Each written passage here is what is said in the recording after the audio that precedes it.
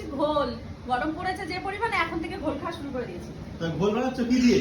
তার এখনো হয়েছে কিনা কি দেখে নি। হয়নি এখনো? এই যে হ্যাঁ হয়ে গেছে, এই যে ছাঁচ উঠেছে, ছাঁচ। দারুন।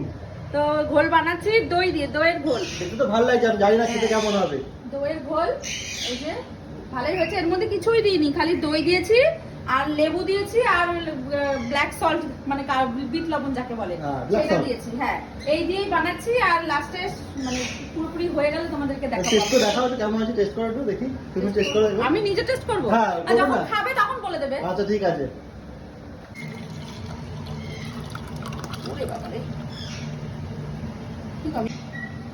ঘোল গ্লাসে ঢালা হয়ে গেছে। এবার ঘোল আরো ভালো করার জন্য একটু দিলাম, ঠান্ডা ঠান্ডা করার জন্য বরফ আর একটু দই।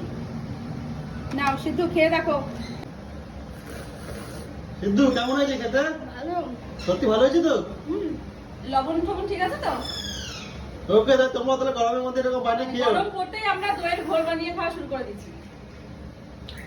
তো এদিকে আমাকেও দিচ্ছে খেতে খাওয়ার জন্য, দেখি আমি খেয়ে কেমন লাগছে, তাহলে বুঝতে পারবো কেমন হয়েছে। সত্যি পারফেক্ট।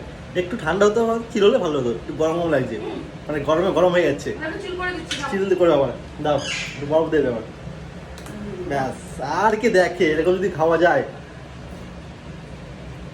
না আমি খাচ্ছি আর লেগে যাচ্ছে। না, ঘোলটা ভালো বানাতে পারি কিনা বলো।